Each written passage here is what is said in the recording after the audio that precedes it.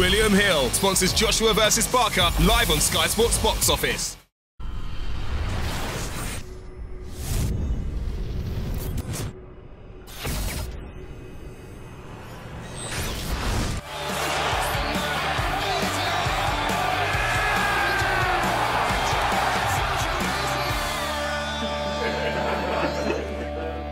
That's how boxing should be.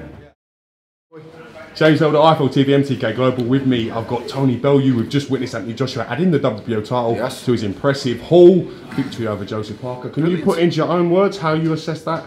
Controlled, constructive, a beatdown really, you know, a boxing lesson. It reminded me of the way Lennox used to do things. He used to diffuse fighters and use his advantages to his advantage. So Anthony went into the fight, the bigger man, the stronger man, the longer reach, and he used it to his advantage. This is not called fighting, it's called boxing for a reason. And tonight he went out there and he displayed boxing ability. KD, well done, brother. Thanks, KD. I'm gonna go and see, is he in there now? I'm gonna go, is he in there or has he got? I'll go and see him in a minute. Well done, Kay. So listen, I'm just happy for him, he's done fantastically well. He's the flag for British boxing, he really is, and I'm happy and lucky to be a part of it, and I hear while he's here reigning, he's doing a fantastic job. What made me happy is coming out and saying that British boxing happens here. The boxing, world boxing revolves around us. We don't need to go to America. What can America give us that we can't? America doesn't do 80,000 seater stadiums. America doesn't give you 90,000 seats in Wembley. America doesn't do pay-per-view numbers like Joshua does it, because their cash cow is now gone, Floyd Mayweather.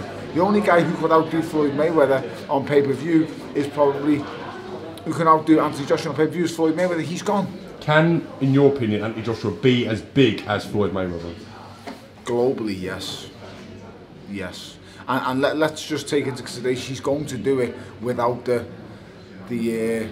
money team moniker kind of thing, though. The tons of women, yeah, the tons of women around and playing the rogue and stuff like that. This guy's gonna become an absolute global superstar when he smiles at the camera, when he embraces every kind of different people, when he helps everybody, when he says nice things. This is going to be a positive role model. It's not going to be the way Floyd Mayweather portrayed our sport to be, as, you know, the bad side this, the bad. It's not going to be all about the flashy cars and the money. Listen, Anthony Joshua could take that route and it will probably still pay financially, but he doesn't. He wants to use his influential basis on positively. He wants to get it out there in a positive way, and people are going to say, oh, Bellew kissing Joshua's ass and all that. It's just a fact.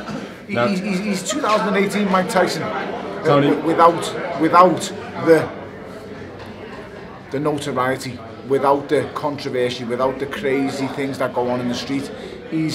I'm not saying he is Mike Tyson, what I'm saying is he's 2018 version. He always delivers, he always wins. 99% of the time he gets the knockout. He just does the job, man. Tonight I'm happy for him. He's done great. We wanted Deontay Wilder here today to have his say and no doubt set up that huge unification clash with Joshua. He chose not to come tonight. Yes. Wilder, his name was spoken after the fight. He hasn't come. Will it happen? What's your thoughts? I think in the end public demand will make it happen, but he hasn't come for the simple fact that he wants to show he's bigger than this. But the fact of the matter is, listen mate, you were going to go to Russia for a $7.2 million purse split. Let's not forget fight Alexander Povetkin. He was, until Alexander Povetkin failed another drug test. That's another story. But he was going to go to America for $7.2 million. I'm pretty sure he's going to come here for an awful lot more. What is all the wrangle and argument? Like Eddie said before, his team haven't contacted him once. So it's all well and good talking over social media, talking down the camera, I want to fight you, I want to do this, I want to do that. But ultimately, make your manager get in touch with his promoter. And then the latest one I heard was, oh, Eddie Hearn makes money. It's a white man making money off the black man. So now we've got this race kind of thing, which is absolutely embarrassing, because does Shelley Finkel not get paid from you? I want to come on to I'm pretty sure Shelley Finkel don't work for free, you know, brother. Honest to God, I swear to God. So you can't make it a race thing, and then it's the, you know, all the negative things I've seen coming from the lad. When I met him, listen, I think he's a fantastic fighter. I admire the job he's doing, you know, what he's doing, the way he's raising his children, fair play. But as a champion, he should carry himself different. He's a big one. He's WBC heavyweight champion of the world. At the end of the day, he needs to be seen to be making to want these fights happen. This fella's talking about putting bodies on a record, mate. This is what I was going to come on to now. We saw these comments that have caused a huge uproar within the sport. Disgusting, mate. It's disgusting. It's disgusting. And I'm pretty sure the WBC won't tolerate that. Well, I know they won't. Maurizio Solomon is a very strict guy. I mean, listen, after what happened with me and David Hay, a few exchanges of words at a press conference, he was one of the first guys to contact me and warn me over my conduct. Has it been taken out of context, his remarks, or do you feel that we can take that as a statement he genuinely feels and believes? If he said it and meant it, he's just a gobshite. That's all he is. I don't think he's stupid enough to do that though, but listen, ultimately, he's got to come here. Understand you're playing second fiddle. Smashes it. You're playing second fiddle, KD always tells me this. You're playing second fiddle.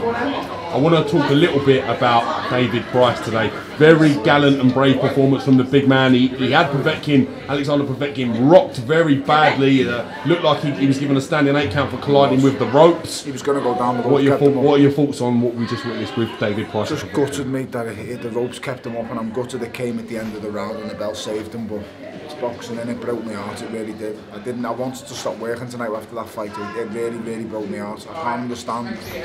When I walked in David's changing room tonight and the position I seen him in, it truly broke my heart. In a dressing room with journeymen and people like that, he's better than that. Now, you're talking about he was in before he got switched into the other changing room. Yes. That's right. I had a little word and a chat with a few people and he got moved dressing rooms, but it broke me heart. It just broke my heart, James did. So I don't really want to talk about it, it just broke. Seeing him like that tonight, that's not the David Price I know. David Price, I know, mate, is a strong man and is capable of knocking out any heavyweight in the world, and that's all. That is always how I will look at him. He's my friend. He's a very good person. In boxing, there's more to life than boxing. Do you feel he's a lovely man? He's a brilliant father. He's a great husband, and he's a very good friend. I love him to bits. Do you feel we'll see David Price in a boxing ring again? Do you feel that that'll be it for him, or do you think he's mentally strong enough to want to come back? Oh, listen, you've got to be mentally strong just to get in the boxing ring. I'd love to say yes, but I don't know. I can't answer that question for him. I'm just broken-hearted. If I'm broken-hearted for him tonight, can you imagine how he feels? It's going to take time, and I really don't know. But tonight, he took a big gamble and a big risk, and he tried to take an opportunity because opportunity came knocking, and I can't knock him for that. You know, he tried. And he very, very nearly pulled it off, but it just wasn't tonight. Does this whet your appetite for May the 5th? This big night, big crowd, big arenas. Have you got the spite, the bit between your teeth, Tony? I've always got the bit between my teeth, mate. It's never left me teeth. I'm like a fucking hungry wolf. Shouldn't say wolf. That's Dillian's. That's Dillian's, yeah. That's Dillian's territory. I ain't playing around with that. So I'm like a hungry hyena. I don't hunt in packs. Dylan was actually here working for TalkSport today. Did you and him get a chance to have any friendly conversations? We had a little bit of banter between ourselves, between Sky and TalkSport, and I think he done a great job on his last night. He done a fantastic job with Lucas Brown. I thought he was a great performance, and he's shown he's up there with the other heavyweights in the world. So I'd love to see Dillian Whyte beat Alexander Povetkin. I really would. I'd love to see him smash him. He'd definitely take the fight. You won't have to ask him twice. Dillian Whyte will fight anyway. Simple as that, and it's no coincidence why he was calling my name, because he just wants big fights. He wants to be in big fights. Do you respect that? I can't knock him for that. No, at first it was kind of a bit personal the way the back and forth was going, but ultimately when he just said, "Listen, I'm saying it because I just want to fight you," I can't knock that. Do you know why? Because I've done it many a time. So I give him all the credit in the world. I praise him. I think he's doing a great job at what he's doing. I want to see him shine. He's British boxing, like AJ said tonight. British boxing is booming. You know, we're all, the heavyweight scene is booming. I'm not really a heavyweight. I'm a fake one. I'm a cruiserweight pissing around with heavyweights. On May the 5th, you're going to see 2 of the country's cruiser heavyweights down at it. You're going to see one of the best cruiserweights Liverpool's ever had, possibly has ever had. Then you're going to see the best cruiserweight that the country probably might have ever produced. I personally think it's Johnny Nelson, but you know, I can understand why David Hay is looked at. He's been the only undisputed one we've had. So we'll see. We'll see. All I can say is May the 5th I end his career. It goes out with a bang, mate. It's over. He's finished. May the 5th is finished. don't care what version of him gets in the ring, it's over. Does not matter. I don't care how quick or fast he is, how pretty he looks, how many muscles he's got on his big six-pack, how many things are low, lad. You okay? Have a safe trip home, lad. Well done. I don't care how many muscles, where he's gone, how he looks. Who gives a shit? He's getting beat on May the 5th. Tony Bellew, I'm going to leave you to go and catch up with Anthony Joshua. Thank you for giving me a bit of time today, mate. Don't say thank you. And listen, James got a lovely gold watch on behind this camera.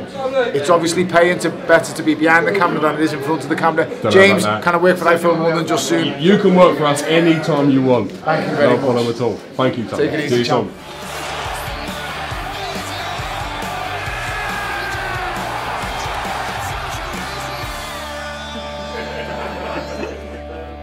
That's how boxing should be.